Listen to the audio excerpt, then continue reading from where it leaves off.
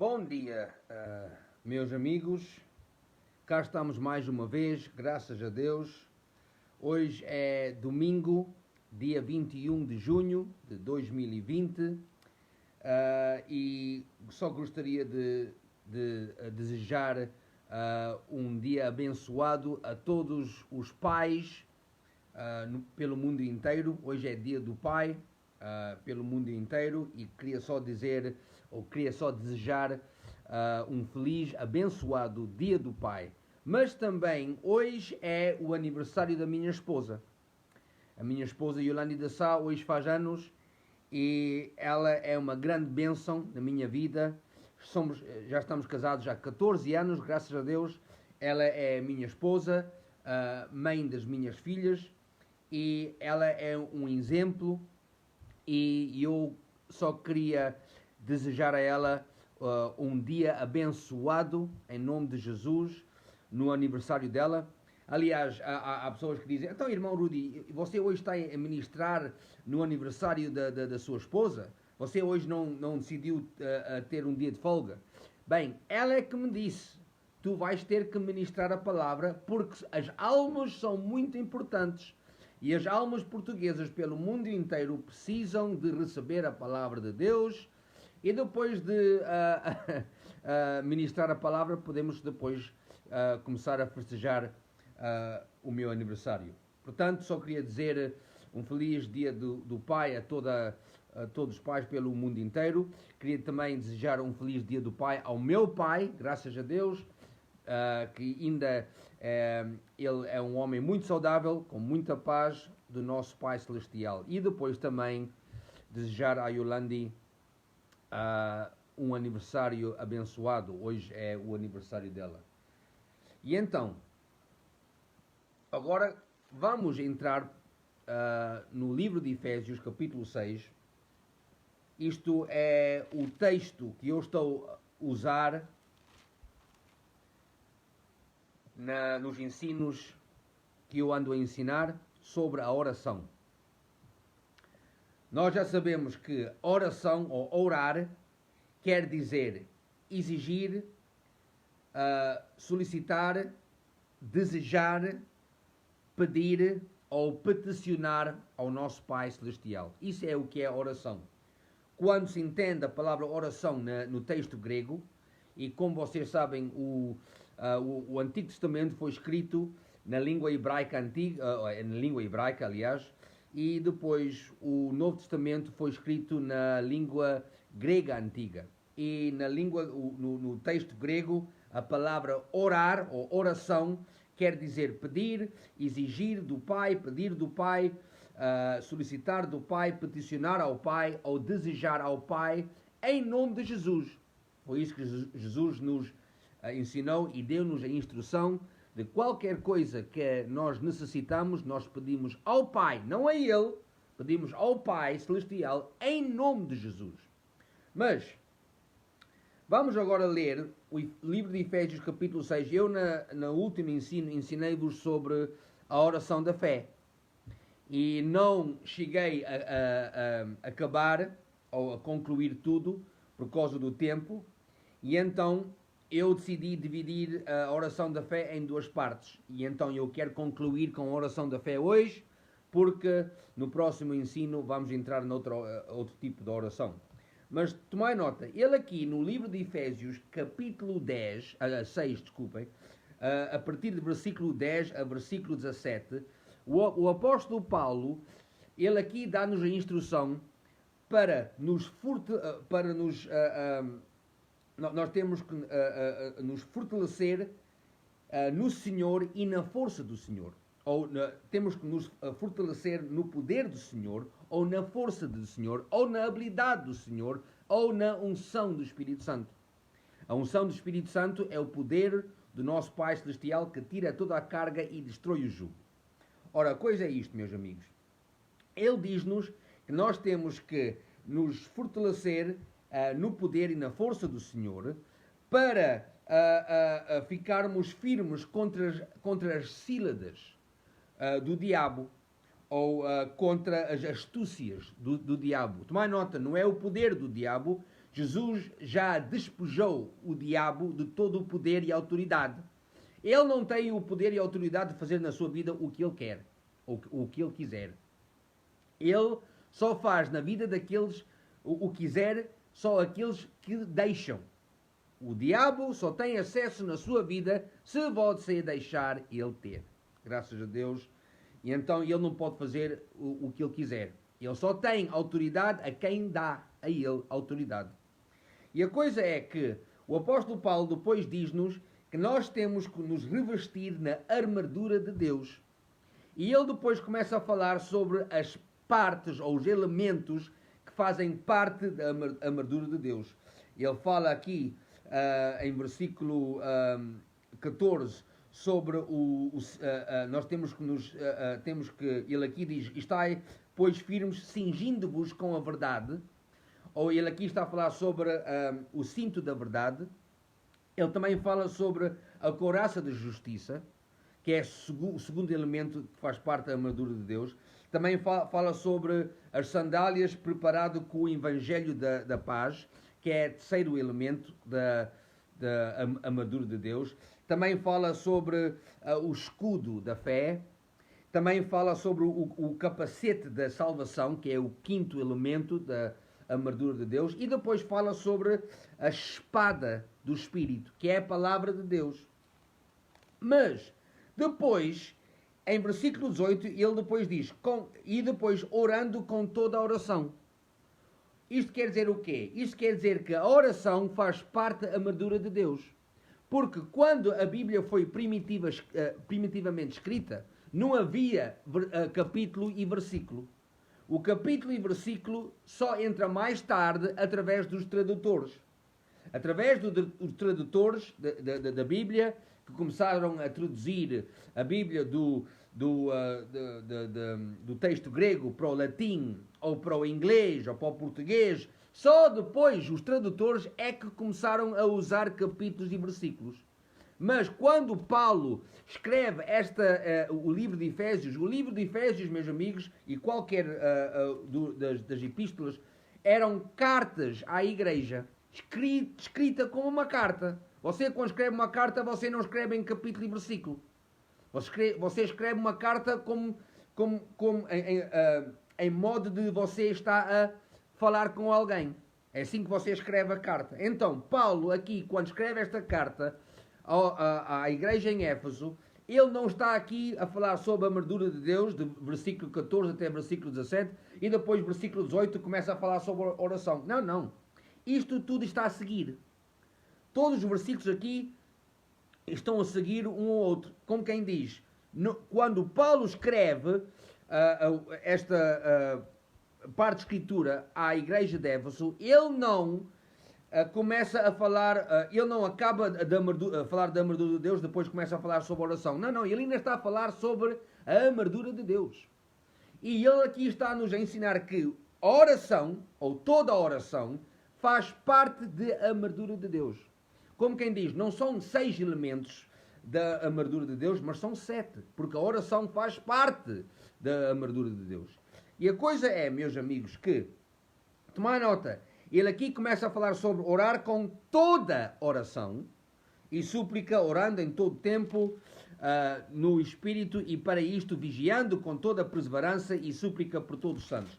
Tomai nota, orando com toda oração. Ele não disse orar com uma oração. Ele disse com toda oração. Isso quer dizer o quê? Que há diferentes tipos de oração.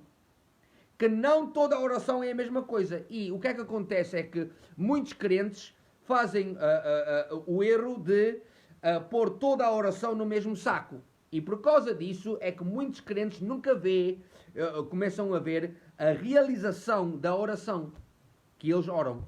Ou qualquer coisa que eles pedem ao Pai, nunca chegam a ver a realização disso, porque eles põem toda a oração no mesmo saco. E uma coisa você tem que compreender que há diferentes tipos de oração no Novo Testamento. Há diferentes tipos, aliás, são 7 tipos diferentes de oração. Existem 7 tipos de oração diferentes. E cada oração é governado pelas leis. tem leis ou regras ou leis que governam cada oração, tal como o futebol é desporto, o golfe é desporto, o ténis é desporto, é tudo desporto, mas são desportos que têm, eles não são jogados com as mesmas leis ou as mesmas regras.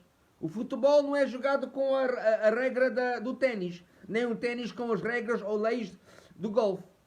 Embora é tudo desporto, mas é tudo jogado com leis diferentes. Leis que estão a governar aquele desporto. Bom, ora, é a mesma coisa com a oração. Há diferentes tipos de oração e são governados, as orações são governadas pelas diferentes leis ou regras que andam a governar todos estes tipos de oração. Ora, os 7 tipos de oração, existem 7 tipos de oração e o primeiro tipo de oração é a oração da fé, que também é chamado a oração que muda as coisas. Isso quer dizer que através da oração da fé você pode ver as circunstâncias da sua vida mudar. Você pode ver a mudança. Você pode receber, através da oração da fé, você pode receber o avanço na sua vida, em qualquer parte da sua vida, seja na parte espiritual, na parte mental, na parte física, que é o corpo e saúde, na parte financeira e na parte social, que é casamento e família e filhos. E a sua relação que você tem com irmãos e irmãs em Cristo. Então, isto quer dizer o quê? Isto quer dizer que a oração da fé também é chamada a oração que muda as coisas e também é chamada a oração de petição. Porque em acordo com 1 João 5, 14 e 15, a Bíblia lá diz que nós podemos peticionar ao nosso Pai. Uma petição é como se fosse uma coisa escrita, é como uma carta escrita a alguém em autoridade.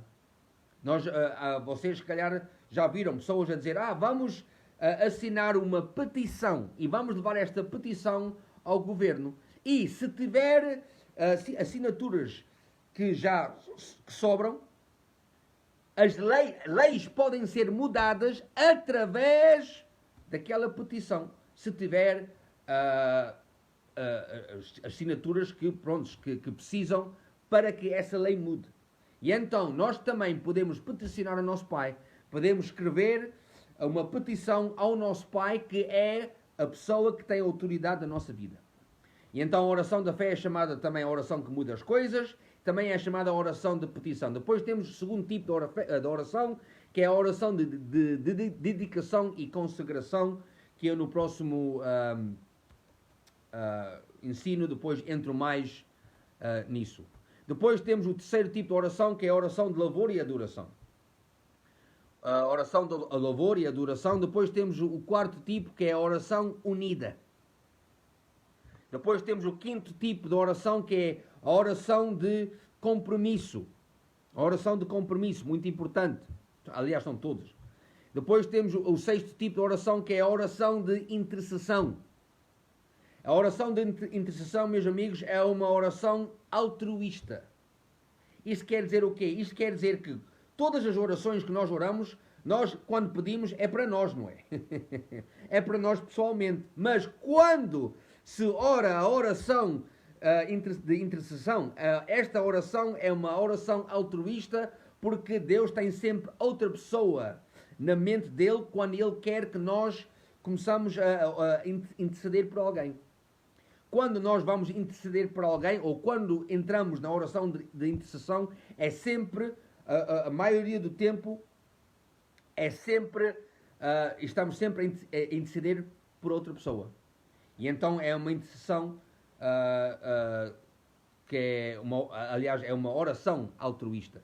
Depois temos o sétimo tipo de oração, que é o último tipo de oração, que é a oração de acordo. Quando dois crentes entram em acordo, e é uma oração muito, muito poderosa, graças a Deus, quando dois crentes estão em acordo. Isso podemos ler em Mateus 18, mas nós eventualmente vamos entrar mais nisso. Portanto, a oração da fé. Vamos agora ler o livro de Marcos, capítulo 11. Vamos lá. Marcos, capítulo 11. Como vos disse no último ensino, meus amigos, a oração da fé, a lei que governa essa oração é simplesmente o facto que a oração da fé pede a vontade de Deus. Antes de você orar a oração da fé, você tem que saber qual é que é a vontade de Deus. Porque a oração da fé exige e pede a vontade de Deus. É preciso saber qual é que é a vontade de Deus antes de orar a oração da fé. É por causa disso que a oração da fé nunca tem, nessa oração, Deus, se for a tua vontade. Não, não. Deus, se for a tua vontade, não pode fazer parte da oração da fé, porque a oração da fé exige e chama e pede a vontade de Deus. E a vontade de Deus, meus amigos, é a palavra de Deus. A palavra de Deus é a vontade de Deus. Se você quer saber qual é que é a vontade de Deus, então comece a estudar a palavra de Deus, porque a palavra de Deus, a palavra dele, a Bíblia, é a vontade de Deus. A vontade de Deus para nós é a palavra de Deus. Graças a Deus. Então, tomai nota. Quando formos, há muita gente que diz, irmão Rudi, sabe, a Bíblia diz que Deus já sabe todas as nossas necessidades e todos os nossos desejos antes de nós pedirmos. É verdade? Sim, é verdade. Antes de você pedir a Deus pelas suas necessidades ou para que Ele possa fornecer os seus desejos ou suprir as suas necessidades, Deus já sabe as suas necessidades. Ele já sabe qual necessidade você tem antes de você até pedir. Então, irmão Rudy, então se Ele já sabe as minhas necessidades antes de eu pedir, por que é que Deus ainda quer que eu peça? Por que é que eu ainda tenho que pedir a Ele? Se Ele já conhece, se Ele já sabe as minhas necessidades, por que é que Ele ainda quer que eu peça a Ele? Por que é que eu ainda tenho que pedir, se Ele já sabe? É muito fácil. Duas razões. Primeira razão.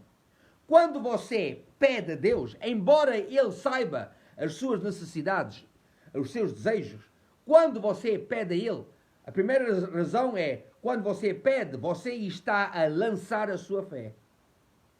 Porque a fé, meus amigos, é lançada de duas maneiras. Palavras e ações.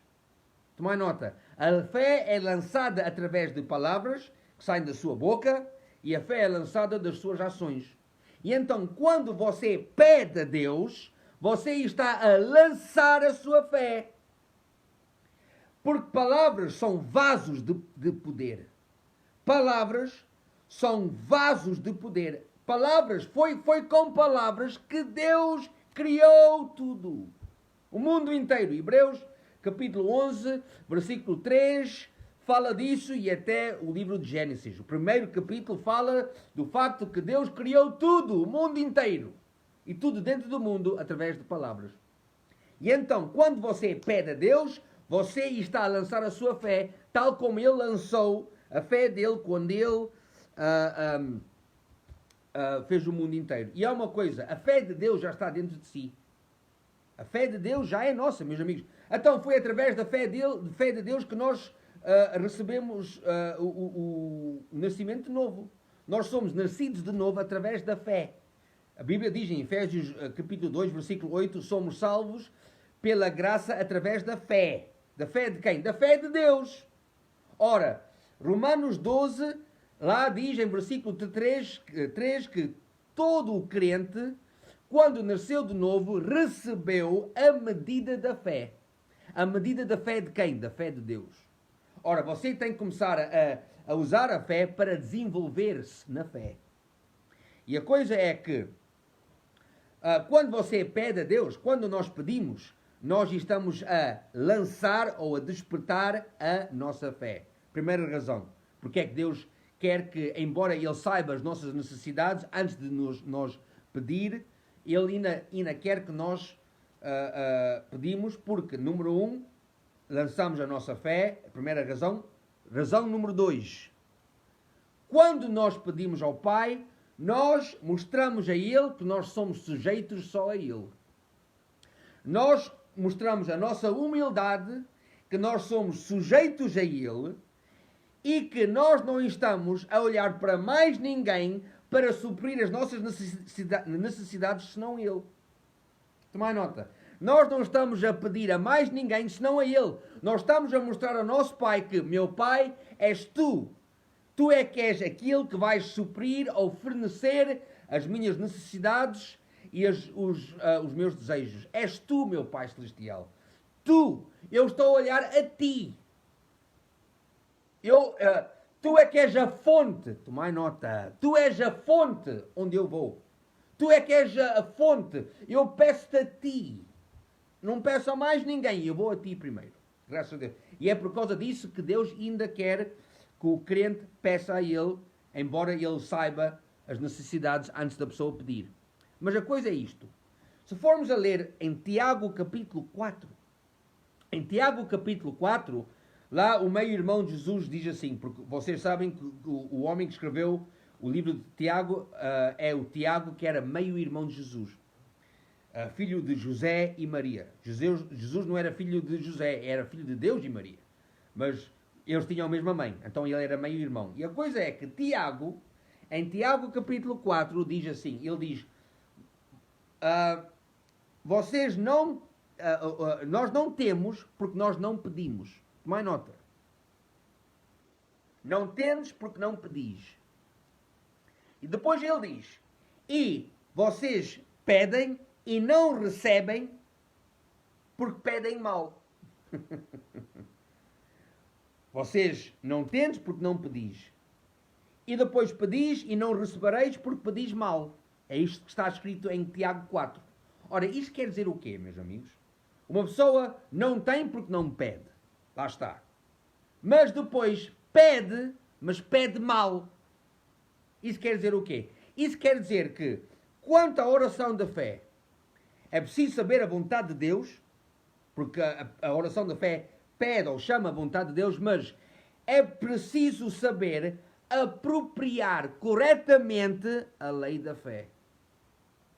E vou dizer isso outra vez. Quando se ora a oração da fé, é preciso saber a vontade do Pai e é preciso apropriar corretamente a lei da fé. Ora, apropriar corretamente a lei da fé quer dizer o quê? Quer dizer, vamos ler agora em Marcos capítulo 11. Marcos capítulo 11, aqui em versículo 22, tomai nota do que Jesus diz. Ao que Jesus lhe disse, versículo 22, tende fé em Deus. Ou, eu não sei porque é que os tradutores traduziram assim. Porque no texto grego não está posto assim. No texto grego diz, tende a fé de Deus. Tomai nota, tende a fé de Deus. A mesma fé que Deus usou para criar o mundo, nós temos que ter essa fé. Ora, no dia que você aceitou Jesus como Rei e Salvador, você recebeu logo essa fé. A fé de Deus foi posta dentro de si e veio permanecer dentro de si de uma medida. Ora, você, ao longo do tempo que você usa a fé fica cada vez mais desenvolvida e cresce cada vez mais. Mas você já tem a fé de Deus dentro de si, se é uma pessoa nascida de novo. Ou nascido de novo. E ele aqui diz, tende a fé de Deus. Mas há uma coisa, Jesus não... O que eu gosto sobre Jesus e até o apóstolo Paulo, meus amigos, é que quando eles ensinam, ou quando eles dizem uma coisa, Jesus aqui não diz, vocês têm que ter a fé de Deus. E depois não diz mais nada. Não. Ele diz que nós temos que ter a fé de Deus e depois diz-nos, ou explica, ou ensina o que é que nós temos que fazer com aquela fé. Como quem diz, não é bom só ter a fé de Deus dentro de nós. Só ter aquela fé dentro de nós não adianta. Nós temos que quê? Lançá-la. A fé, Tiago, lá está. Mais uma vez, o meio-irmão de Jesus, Tiago, disse, a fé sem obras é o quê? Morta. A fé tem que ter ação. A fé tem que ser despertada. A fé tem que ser lançada. Não adianta ter fé só no nosso coração. Nós temos que lançar a nossa fé em Deus. Ou a fé de Deus. Nós temos que lançar a fé de Deus. E Ele aqui ensina-nos como. Ele aqui diz, tende fé em Deus. Que é o que todos os pregadores dizem. Tende fé em Deus. E, sim, eu tenho fé. Mas e mais? Bem, tende fé em Deus. Ou tende a fé de Deus. Porque, agora eu começo a ensinar. Ele aqui ensina o que é que nós temos que fazer com essa fé. Não é só ter a fé de Deus, mas fazer o quê com ela? Porque em verdade vos afirmo que se alguém disser, lá está, palavras a sair da nossa boca, a fé de Deus a ser lançada. Se alguém disser a este monte, ergue-te e lança-te no mar, e não duvidar no seu coração, mas crer que se fará o que diz, assim será com ele. Ora, tomai nota, versículo 4. O que é que Tiago disse? Vocês não tendes porque não andam, vocês não andam a pedir. E depois vocês pedem, mas não estão a receber porque pedem mal. Como quem diz, vocês não estão a apropriar corretamente a lei da fé. Ora, ele aqui ensina-nos como é que corretamente como é que se pode apropriar a lei da fé. Ele aqui diz, por isso vos digo, que tudo quanto em oração pedirdes, lá está a falar sobre a oração, tudo quanto em oração pedirdes, crede que recebestes e será assim convosco. Meus amigos, há podemos dizer assim, 2 pontos quanto a apropriar a fé de Deus. Primeiro ponto. O primeiro ponto é este. Você tem que acreditar que você recebe tudo que pedir quando você pedir. Você não acredita quando aquilo se realiza. Você acredita no dia que você orou. Foi nesse dia que você acreditou que você recebeu. Lá está. Porque muita gente está à espera de ver depois, antes de acreditar. Irmão Rudy, eu só acredito naquilo que eu vejo. Então você nunca vai ver. Você nunca vai ver a realização da sua oração. Porque você está à espera de ver primeiro no mundo físico. E é uma coisa, meus amigos, Jesus aqui disse, não. Ele disse, por isso vos digo que tudo quanto em oração pedirdes, crede que recebestes. Ora, quando é que você recebe? No momento que você pede. Em fé, você recebeu no momento que você orou. Você recebeu no momento que você pediu. Foi aí que você recebeu. Você não está à espera de receber quando aquilo estiver na manifestação. Você acredita quando você ora. Você acredita que você recebeu quando você pediu a primeira vez. Naquele momento que você pediu ao Pai em nome de Jesus, foi nesse momento que você recebeu aquilo que você pediu. Se é, por exemplo, se for a cura divina que você necessita, se você tiver dor no seu corpo, há muita gente que diz, irmão Rudy, sabe, eu estou à espera que Deus me cura, sabe? Minha senhora, você não é preciso esperar, porque Jesus já foi à cruz há quase 2000 anos atrás. E Ele já na cruz do Calvário tomou todas as nossas doenças, todas as nossas enfermidades e todas as nossas doenças. Toda a nossa enfermidade e todas as nossas doenças foram postos nele, no corpo dele, há 2000 anos atrás. Deus não vai curar você. Deus já curou você. Você agora tem que receber com a sua fé aquilo que Cristo fez por você na cruz do Calvário. E há uma coisa, na cruz do Calvário, Ele nos livrou de todo o mal. O preço inteiro foi pago. Isaías 53 lá diz, em versículo 5, que Cristo foi castigado pela nossa paz.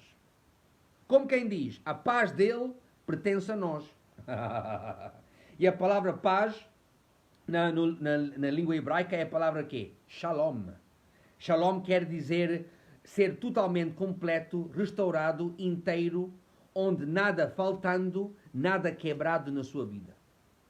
Espiritualmente, mentalmente, fisicamente, financeiramente, socialmente. Como quem diz, o preço inteiro foi pago na cruz. Jesus não deixou nada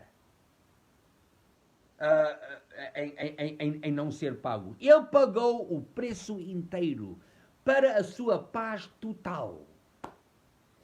Se você, há uma coisa, se é financeiramente, se você precisa de mais dinheiro, se você necessita que mais dinheiro entre na sua casa, para, não só para pagar as contas, mas também para usar para o Evangelho e também para gozar. A Bíblia lá diz, fala sobre nós temos o direito de gozar o fruto do nosso trabalho.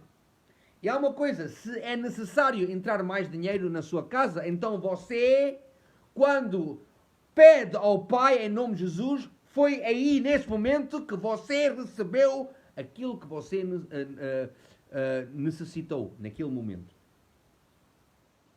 Se for uma situação no seu casamento, se for uma situação com os seus filhos, você acredita que você recebeu a restauração no seu casamento, na vida dos seus filhos, no momento que você orou.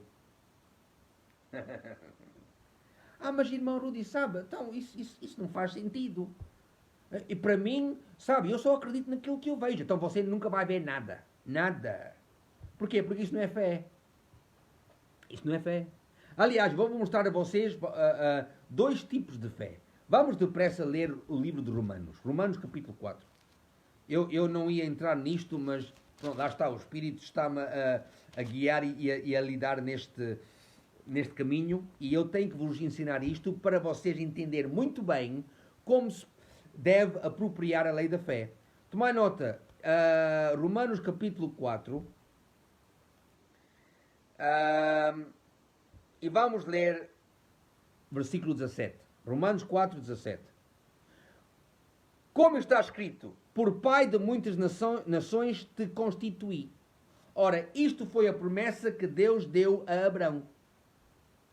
E há uma coisa, quando Deus disse isto a Abraão, Abraão não tinha filho, ele não tinha herdeiro.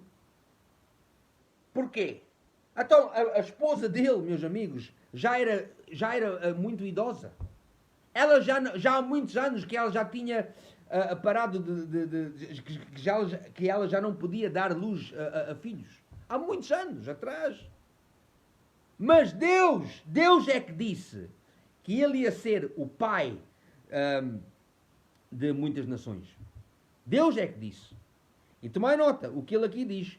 Perante aquele no qual creu, o Deus que vivifica os mortos e chama à existência as coisas que não existem. Como quem diz? Se nós formos a ler o livro de Gênesis, o que é que diz o livro de Gênesis, versículo 1, no princípio, versículo 1, capítulo 1, versículo 1. No princípio criou Deus os céus e a terra porém estava sem forma e vazia. Tomai nota, a terra estava sem forma e vazia, havia trevas sobre a face do abismo e o Espírito de Deus pairava sobre as águas. Disse Deus, haja luz e houve luz. Lá está. Deus disse, haja luz e houve luz. Ele disse isto ainda quando não havia forma nenhuma sobre a terra. Como quem diz, aquilo que Deus chama ou aquilo que Deus diz, acontece. É por isso que ele aqui diz que Deus vivifica os mortos e chama à existência as coisas que não existem. Como quem diz, aquilo que não existe, quando Deus diz para existir, existe logo. Ele vivifica as coisas mortas com palavras. A fé é lançada através de palavras. E há uma coisa, meus amigos, de maneira nenhuma, neste mundo físico, de maneira nenhuma, que a Sara, esposa de Abraão, podia dar luz a filho nenhum. Ela não podia dar. Então, quando Deus, meus amigos, em Gênesis capítulo 18, quando Deus disse a Abraão que Sara ia dar luz a um filho, a Sara já tinha 90 anos. Já estava Abraão com quase 100 e ela com 90 de maneira nenhuma. Isso não é lógico. Mas a fé não é lógica. Não. E ele aqui diz, versículo 19, e sem enfraquecer na fé, embora levasse em conta o seu próprio corpo amortecido, como quem diz, as circunstâncias lá estavam.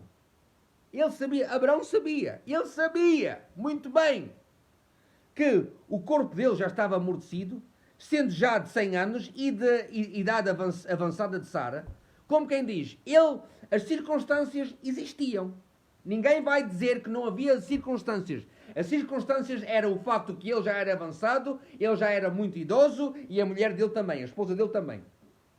Mas, lá está, diga Deus. Diga assim, mas Deus. Diga assim, diga outra vez, mas Deus. Mas Deus! Lá está o mas Deus.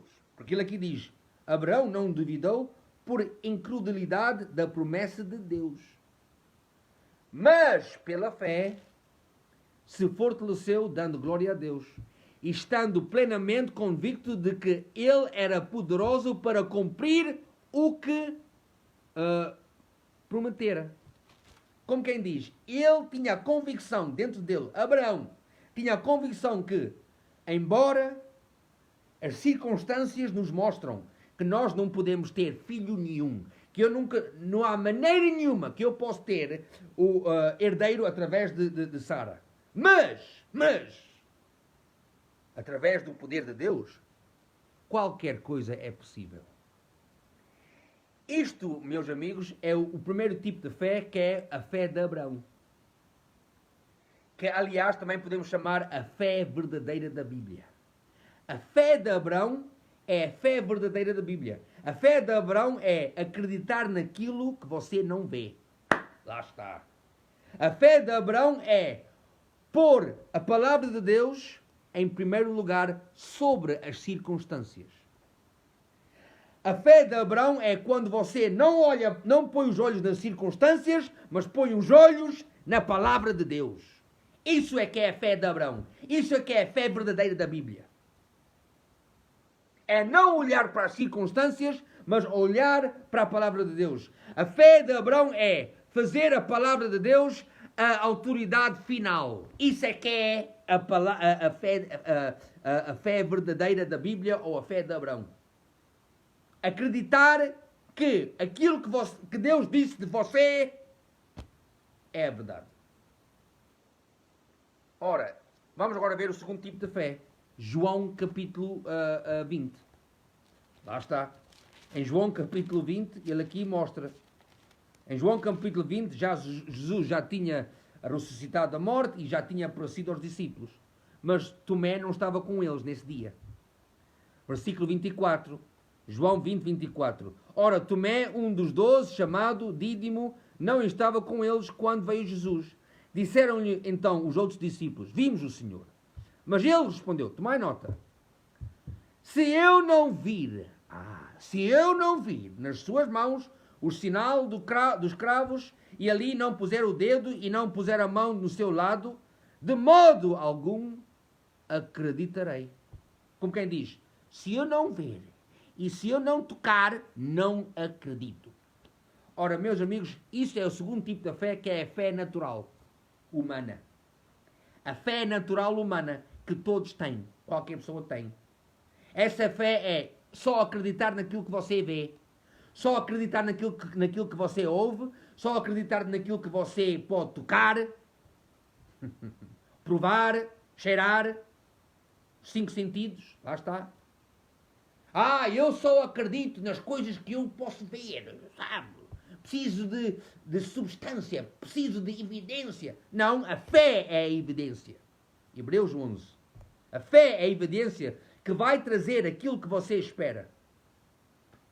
Que vai trazer em manifestação aquilo que você espera, é a fé. Porque se você estiver à espera de ver antes daquilo se realizar, você vai esperar muitos anos. Você, aliás, vai morrer sem ver. Mas tomai nota o que aqui acontece. Versículo 26. Passado 8 dias, estavam outra vez ali reunidos os seus discípulos. E Tomé com eles, e estando as portas trancadas, veio Jesus, posto no meio e disse-lhes: paz seja convosco. E logo disse a Tomé, obviamente ele já sabia, logo disse a Tomé: põe aqui o dedo e vê as minhas mãos. Chega também a mão e põe-na no meu lado. Tomé. Tomai nota, ele diz: e põe-na no meu lado, não sejas incrédulo, mas crente. Ora, há uma diferença entre a não crença e a descrença. Tomai nota, por favor, prestem atenção. Há uma grande diferença entre a não crença e a descrença. O não crente é uma pessoa que nunca aceitou Jesus como Rei e Salvador. É o ímpio, é o pecador, pessoa do mundo. Mas a descrença é uma coisa totalmente diferente. O descrente é uma pessoa que é crente, mas mesmo assim ainda não acredita. É crente em Cristo, mas nunca faz a palavra de Deus a autoridade final. Foi por causa disso, em Hebreus 4, foi por causa disso que Deus disse que Israel, que aquela geração, ficou no deserto 40 anos e nunca entraram na terra prometida. Os filhos deles entraram, mas eles não. Porquê? Por causa da descrença. Tomai nota. Por causa da descrença. Por causa de, ele aliás disse que eles nunca iam entrar no descanso dele, que era a terra prometida, que era a terra de Canaã. Não entraram no descanso de Deus. Porquê? Porque eles não misturaram a palavra que eles tinham ouvido, o Evangelho, não o misturaram com fé. Qual palavra? Meus amigos, Deus não disse a eles: por favor, Moisés, manda 2 espiões para ver se vocês podem tomar alcance daquela terra. Não, não. Aquela terra já pertencia a Israel. A terra de Canaã, meus amigos. Tomai nota, Deus já tinha prometido a Abraão, Isaac, Jacó e seus descendentes. Ela não era para ser prometida, ela já tinha sido prometida. E Moisés sabia disso porque foi Moisés que escreveu os primeiros 5 livros da Bíblia. E obviamente Moisés tinha já dito ou ensinado isso ao povo de Israel. Só que eles entraram na descrença. Eram crentes em Deus, mas entraram na descrença. Ai, não pode ser. Não pode ser. Não, não. Eles são... nós somos como gafanhotos nos olhos deles. Eles são gigantes, os habitantes de Canaã. De maneira nenhuma que nós podemos ter alcance daquela terra. Não, não. Lá está. Em vez de acreditar na palavra... E, aliás, dos 12 espiões, só eram 10 que andavam na descrença. Caleb e Josué, não. E eles acreditaram e disseram: não, não, nós, aquela terra é nossa. E, graças a Deus, eles, depois de 40 anos de estar no deserto, esses 2 entraram. Os outros morreram no deserto, mas eles entraram na terra prometida. Eles entraram no descanso, levou 40 anos, mas eles entraram no descanso do nosso Pai Celestial, do Pai, de Deus de Abraão, Isaac e Jacó. Eles entraram no descanso de Deus por causa que eles puseram a palavra de Deus em primeiro lugar. A palavra de Deus para Josué e Caleb era a autoridade final. Eles já acreditaram antes de ter visto. Acreditavam. E há uma coisa. A fé natural humana é aquela fé que diz: não, eu só acredito naquilo que eu vejo. Mas não a fé verdadeira da Bíblia. A fé de Abraão acredita na promessa, acredita naquilo que Deus disse, embora as circunstâncias estão-se a mostrar que não, de maneira nenhuma que você vai ter avanço aqui. Não, não. Meus amigos, é através da fé de Abraão que você vai ter o avanço espiritual, mental, físico, financeiro e social na sua vida. Ora, vamos acabar, vamos concluir, vamos voltar para Marcos capítulo 11. E ele aqui diz: tomai nota, temos que apropriar corretamente a lei da fé, que número 1 é acreditar que você recebe no momento que você pede. Há uma coisa, o Smith Wigglesworth dizia assim, o Smith Wigglesworth dizia, quando você pedir a Deus pela mesma coisa 7 vezes, você pediu 6 vezes na descrença.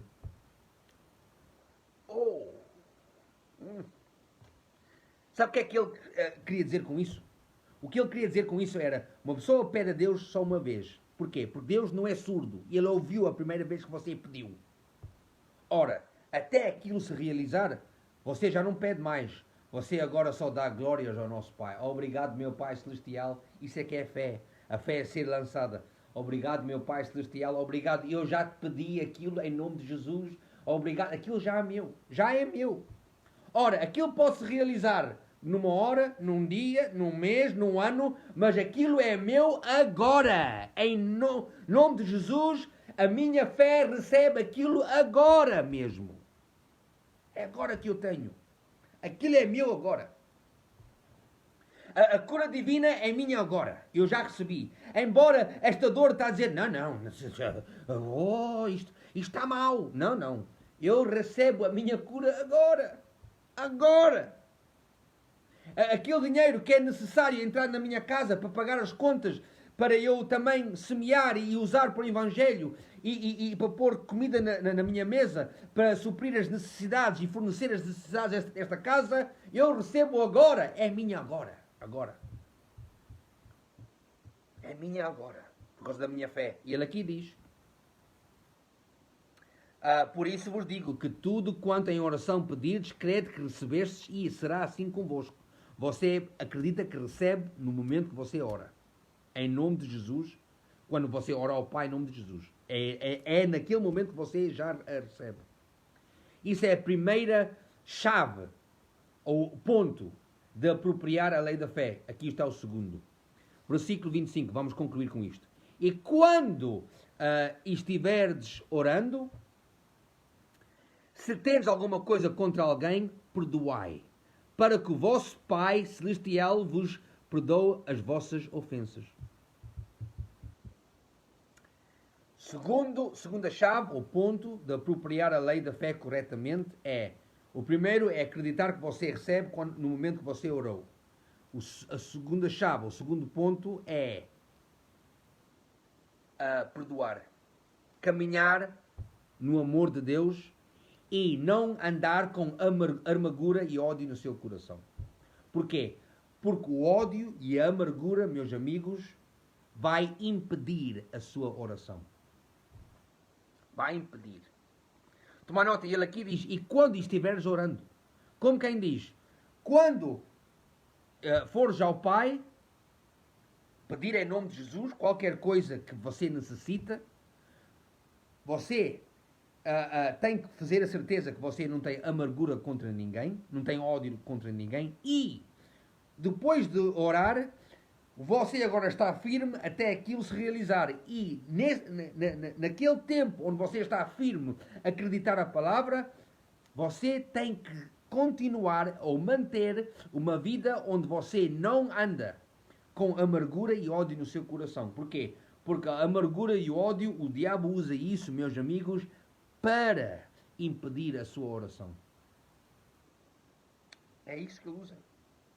Aliás, o que é que 1 Pedro diz? Em 1 Pedro 3, ele fala sobre o marido e a esposa. Em 1 Pedro 3, eu leio depressa. 1 Pedro 3, versículo 7, maridos, vós igualmente vivei a vida comum do lar, com discernimento e tendo consideração para com a vossa mulher como parte mais frágil. Tratai-a com dignidade, porque sois juntamente herdeiros da mesma graça de vida, para que não se interrompam as vossas orações. Isso quer dizer o quê? Para que a sua oração não seja impedida, você continua a caminhar no amor de Deus, a perdoar qualquer pessoa que tenha ofendido você. Nunca se esqueça de uma coisa, e eu vou acabar com isto. Eu quando digo vou começar a concluir, ainda peço mais 5 minutos, mas graças a Deus, sou como o apóstolo Paulo. Ele diz, finalmente, meus irmãos, e depois escreve um capítulo inteiro. Mas a coisa é importante saber isto. Você não pode andar com ódio e amargura e andar com ofensa, porque há uma coisa, isso vai impedir a sua oração, mas a ofensa nunca é dada, é sempre tomada. Nunca esqueça disto. A ofensa nunca é dada, é tomada. Fulano tal tomou ofensa. Lá está. As orações dele ou dela vão ser o quê? De fulano e fulana vão ser o quê? Impedidas. Porquê? Porque, meus amigos, nós como a igreja só temos uma lei. Nós não fomos dados 10 mandamentos. Nós fomos dados um mandamento, uma lei. Foi isso que o livro de Tiago, capítulo 2, versículo 8, fala disso. João 13, 34, 35, Jesus disse, uma nova lei ou um novo mandamento vos dou. Ora, esse mandamento contém todos os mandamentos, que é o mandamento de amor. A única lei, o único mandamento que a igreja tem é o mandamento de amor. É amar o próximo. E se você anda com ódio ou amargura, se você anda chateado, irmão Rudy, você não sabe o que é que aquela pessoa disse de mim. Magoou-me. Bem, você está mais interessada de ser magoada ou mais interessada em ver a realização da sua oração? Meus amigos, eu já semeei semente a mais, tenho colheita a mais para receber, e por causa disso não quero andar com ódio ou amargura no meu coração. Porquê? Porque tenho a colheita a mais para receber. E o ódio, a amargura, a chatice, a ofensa impede a colheita. Impede a colheita.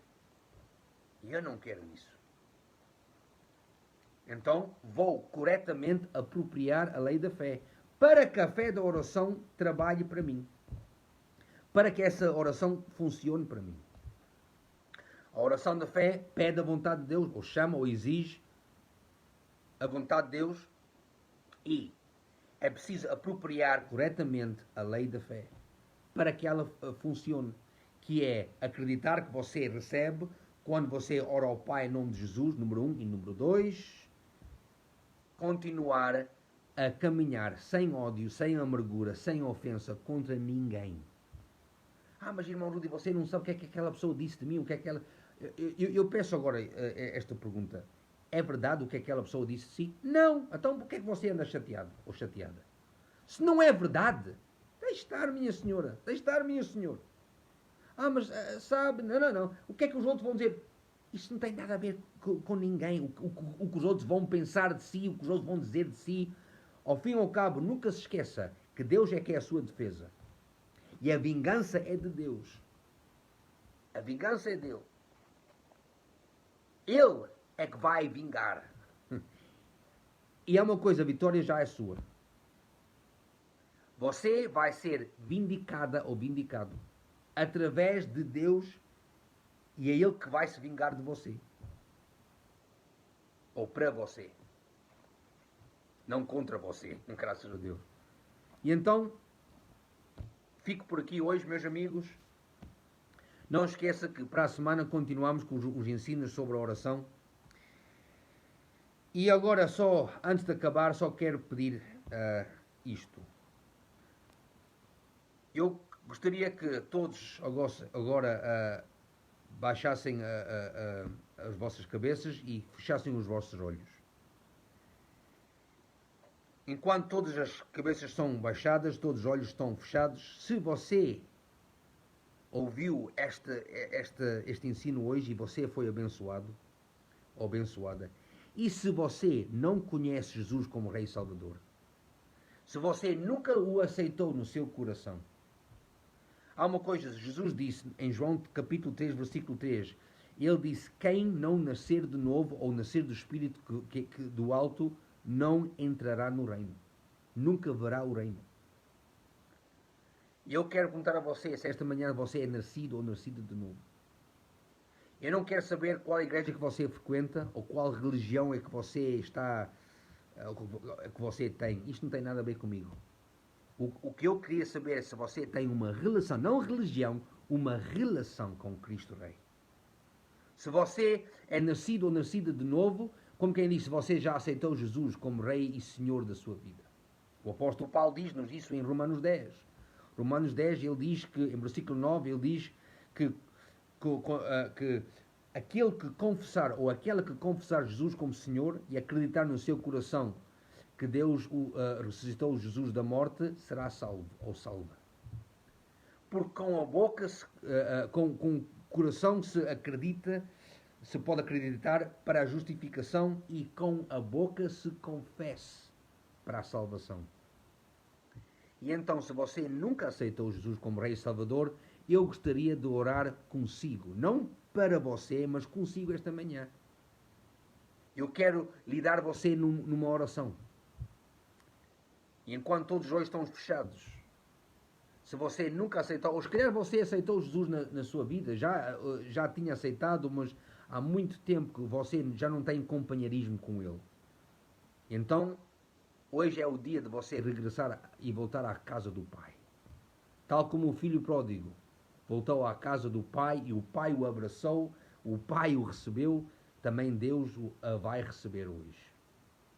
E então, se você é uma dessas pessoas, se você nunca aceitou Jesus como Senhor da sua vida, se você não tem uma relação com Ele, ou se calhar você já tinha, mas já não tem aquela relação que você tinha com Ele antigamente, então eu estou a falar para você e peço a você, por favor, para orar esta oração comigo. Vamos orar. E ore isto mesmo do seu coração, por favor. Vamos orar. Diga assim, ore esta oração e diga, Deus Pai, que estás no céu, eu venho a Ti para receber a minha salvação, para ser nascido ou nascida de novo, para receber a minha vida eterna. Eu creio que Jesus Cristo é o Teu único Filho, que Tu enviaste Ele a este mundo para salvar-me a mim. Eu creio que Jesus Cristo morreu na cruz do Calvário, que o sangue dele foi derramado para me lavar de todo pecado. Eu creio que Jesus que ele morreu, foi sepultado e ressuscitou no terceiro dia. E creio que ele está sentado à direita do Pai. Creio que ele vive e está sentado à direita de majestade. Jesus Cristo, eu te convido e te confesso como Rei, Senhor e Salvador da minha vida.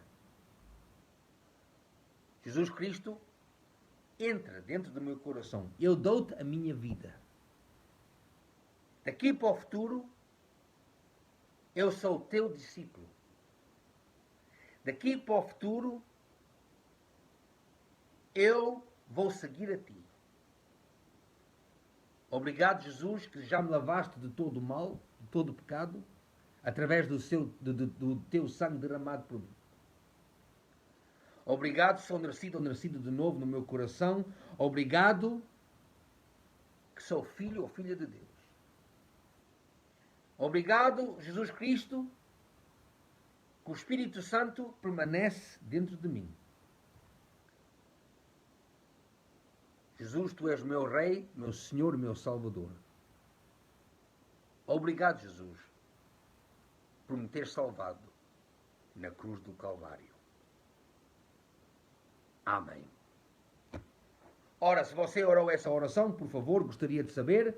Você pode entrar em contato comigo através do Messenger no Facebook, ou em mensagem privada, ou você pode comentar, se quiser, nos comentários aqui neste vídeo. Vocês também podem compartilhar este vídeo com quem você quiser, através do Facebook, porque, meus amigos, o que nós queremos é que o mundo inteiro ouça a palavra de Deus.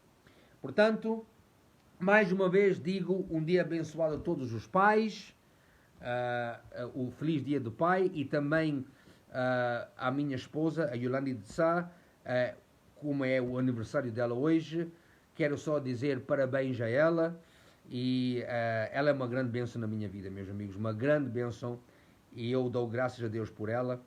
E ficamos por aqui hoje. Não se esqueçam que para a semana continuamos com estes ensinos. Não se esqueçam que eu e a Yolande e a Janessa e as Elitas, nossas filhas, amamos muito a vocês, que Deus ama muito a vocês, Jesus ama muito a vocês, o Espírito Santo é o maior amigo que você tem, e nunca se esqueçam que Jesus é Senhor.